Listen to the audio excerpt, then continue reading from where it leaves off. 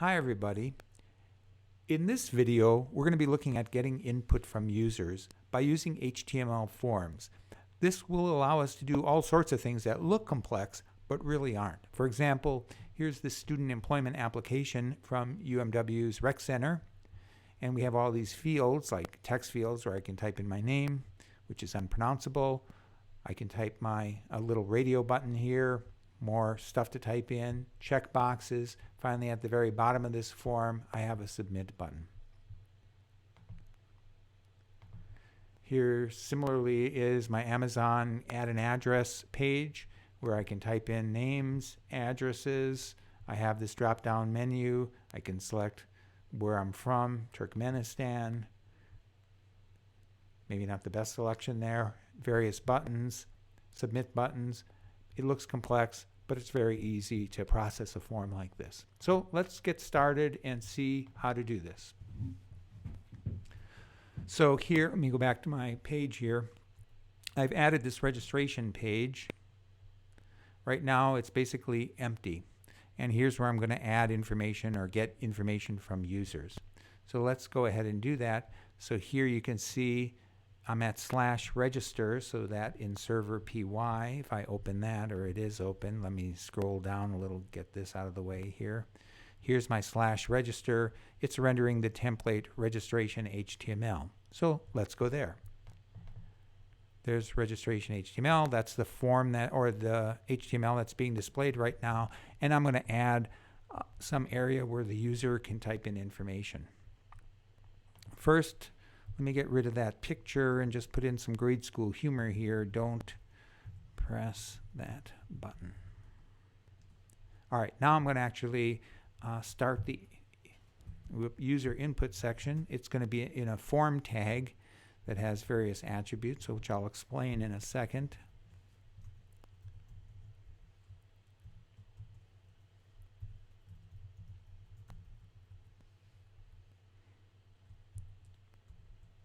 All right, there's the form tag. All right, so the meaning of this form tag is this. So there's this method equals post part, and method is how information is sent from the client, or the browser in other words, to the server. And there's two methods that we can use. One is get, and that's limited to 256 characters, and it's not very secure. And we generally use it if the processing of a form is idempotent, meaning that it doesn't have any side effects or make any changes to the server. So search is a good example of this, where search, we're just asking for information from the server, no changes on the server side are being made. So an example of this would just be right here in Google. I type in Beethoven, and if I scroll this site long enough, we'll see that the query that I typed in appears right in the address bar, right as part of that address. It's you can see where it's not secure. This is if the query is in the address, it means that we're using get. If I type in border collies, same thing. If I scroll here to the end, you can see that the query was border collies. Another example of that is here. Let me just back up out of this place and get there.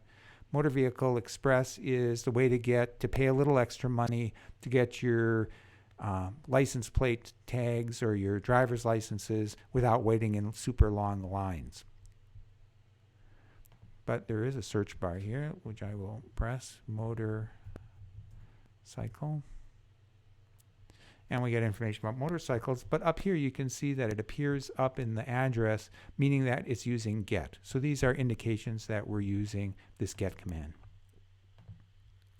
Post, on the other hand, we can have unlimited amount of data. It's slightly more secure. The stuff isn't appearing in the address bar, and we use it if there are side effects. So if we're making, so that UMW student application thing would be a good example where we're making changes on the server. We're going to save that information, your employment application, that saving information is a side effect, so we'd use post. This next part, action, is simple. The action is what to execute on the server side to process the information on the form. So in this example here, if I said the action is simple PHP, that means please execute the script that's in the file simple.php on the server side. So when they press that button, that's what's going to happen on the server side. Same thing here. This is a more Flask example. When the user presses a button or submits the information, what's going to happen on the Flask side? It's whatever we define as /simple. So we'll look for that /simple decorator and execute that code.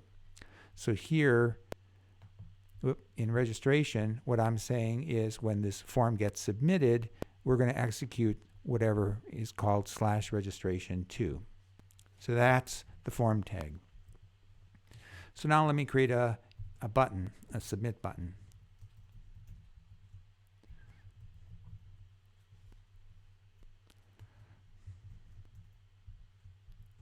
The value is whatever text appears on the submit button. I'm in an exclamation point mood tonight, apparently. Okay, I think that actually looks good. So let's see if that gets rendered here. Registration, don't press that button, and there's a button. All right, so when a user presses that button, I already have planned what I want to happen. I want them to be shown this page registration 2. I told you not to press that button. So I already have a template I defined here. So when a user presses this button in registration, I want them to go to have this page rendered. So let's see how to do that on the server side, on the server py file. For that, I need to add a new route to handle some request, and what I'm going to handle here has to match whatever the action is. So in this case, registration 2. Let me just copy that since I already have it highlighted. And let me get rid of that space.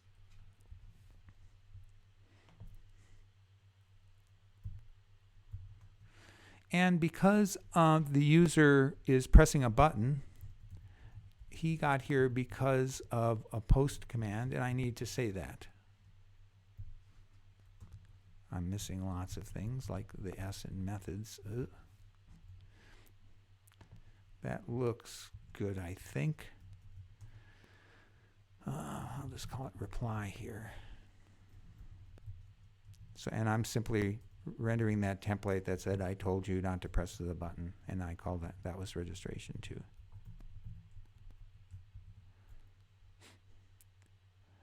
All right, well, I think that'll work.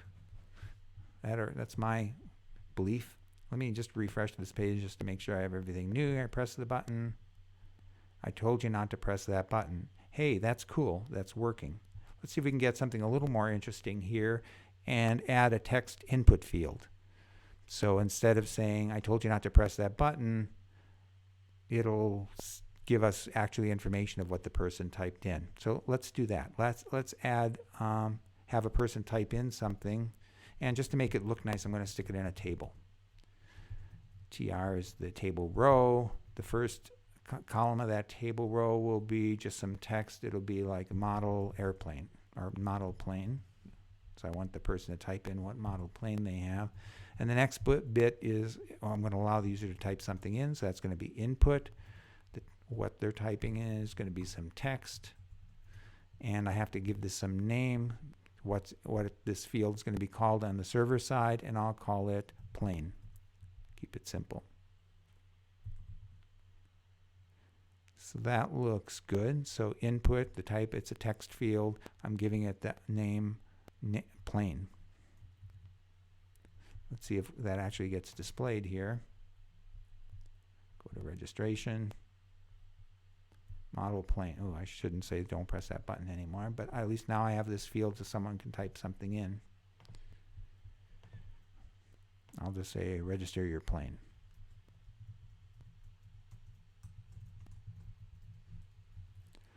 All right, in registration 2 now, I don't want to say I told you not to press that button, but I'll just say you registered whatever plane it was. You registered, and I'll give it, it'll be some variable plane.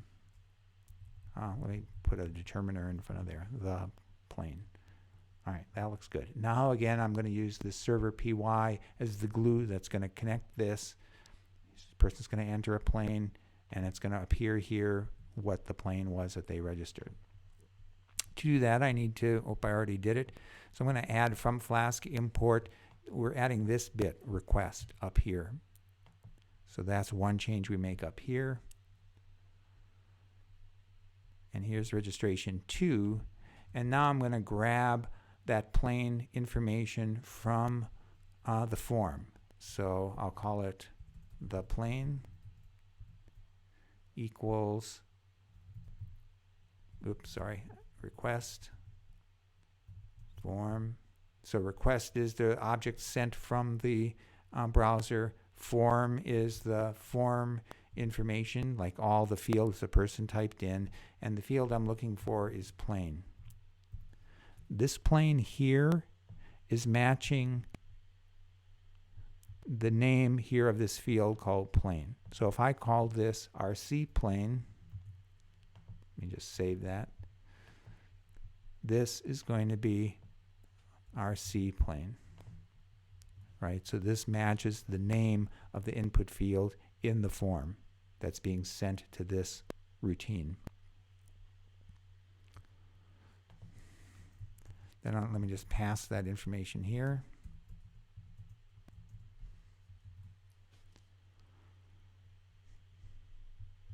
See if that works. Register your plain, easy star. You registered the easy star. So now we're getting information back from the user. Let me just show you one more thing. So this is a common approach, that we get information on one page and take the user to another page. So I've just shown you that method. Sometimes the form that you're filling out is the information will take you back to that same page where the form was. It'll make more sense when I show you the example. So let me do that. So what I want, instead of this registration page is going to be executing, whoops, where's my register? Here, it'll go to registration 2. I want it to go back to the same page. So I'm just going to call this register. And here's what I want to do. So now I want to change this slightly. So on this registration page, let me go back to the registration page. I'm going to show the list of all the planes currently registered. So in server PY, I've already defined a few planes, this list containing Easy Star and UMX Radian. So on registration, I want to display those planes. So let's do that. So here, this is getting somewhat large. I'm going to pass in those planes. This is similar to things we've already done. And now on registration, I'm going to display, okay, up over here, I guess, let's say, currently registered.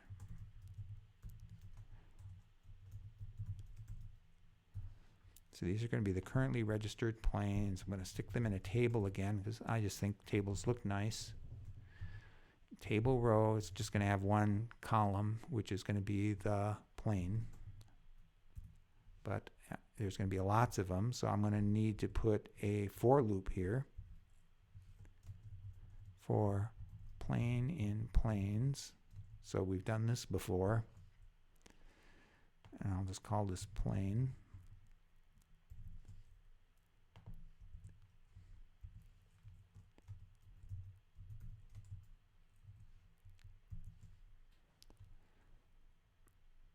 That looks good. So let's see if that little bit works. So there, I have this little list of the current planes on my list. Now when someone types something in here, I want it to be added to this list. So let's see if we can do that bit.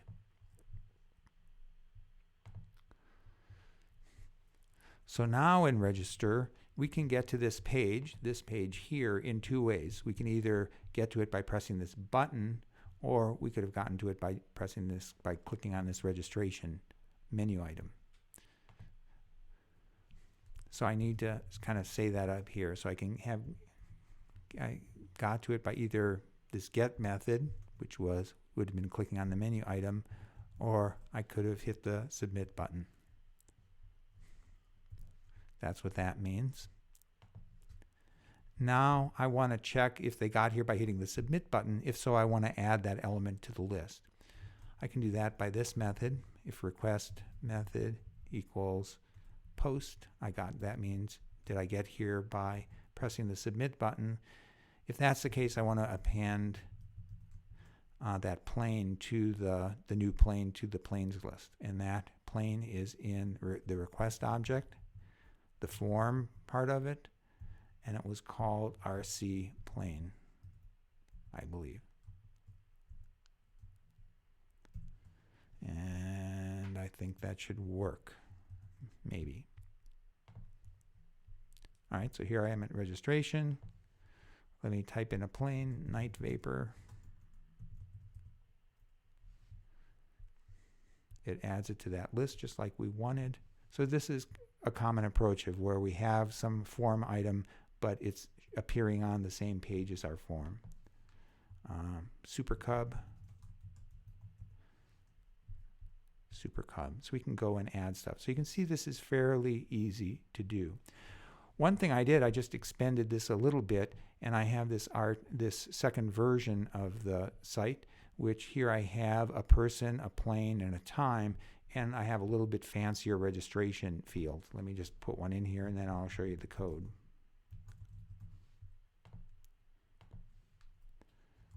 Airplane, Radian glider,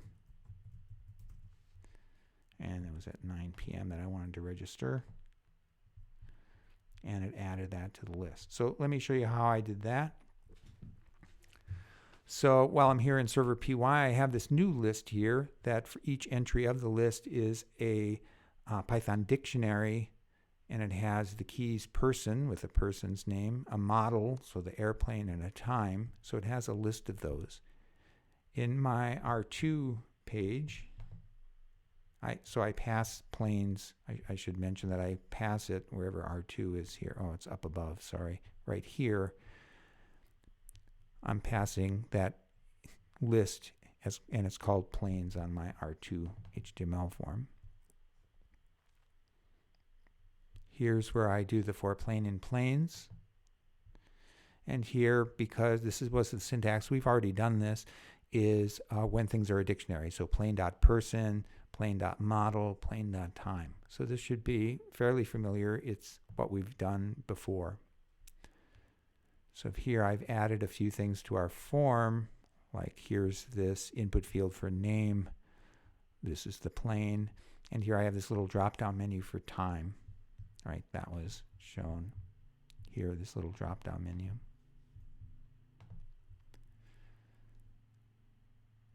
Now on the server side, I check, did a person hit the submit button?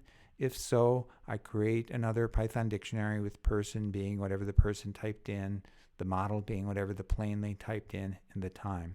So you can see it's really not that hard once you learn kind of the basics to get some of these forms going. I mean, this is getting closer to looking like a form you'd see on some web page. Now let me show you one final last thing, and let's hope this works. Let me just get set up here. Give me just a second. This link is on our website. And let me go to the bash here. And okay, now I'm in my workspace, and I'm going to do this git clone. This alien abduction code is on our website, as I mentioned. Okay, that's there. Let me actually stop my server here. Okay, that's good. So now I have this alien abduction site. You need to do one edit if you download this because it's going to be used for the next video as well. I'm going to just comment out these two imports. These are importing libraries to handle the PostgreSQL, which we're not doing in this short demo. All right, and let's actually see. Hopefully this will run. And this also shows one interesting thing in Cloud9, in that sometimes you'll see errors here, and the code will run. So don't assume that things aren't running because you're getting some undefined error. All right, let's see if this actually changes my display here. Oh, sorry, let me go back to the main page. Oh boy. Okay. Okay, there we go. All right, so here's another website. You can tell I don't make great websites, but this is the UMW Alien Abduction Research Center website. It's an organization we have on campus here. And one thing you can do is report an abduction. And so here's just a list of different things you can type in: first name, last name, when they're abducted. These are little numbered fields that you can kind of go up and down at. They're kind of cool. I like them. And same with this one. Here's a little slider input field. So you can download this. Right now, I think if I report an abduction and Jones, it's not going to say much here. It repeats that, but it doesn't do any other information. So it's a way of getting started. So if you want to play around a bit, you can either do this as an example or try some others. But for sure, now is the time to give some playing around time with forms. Thanks very much. See you next time when we'll be working with Postgres.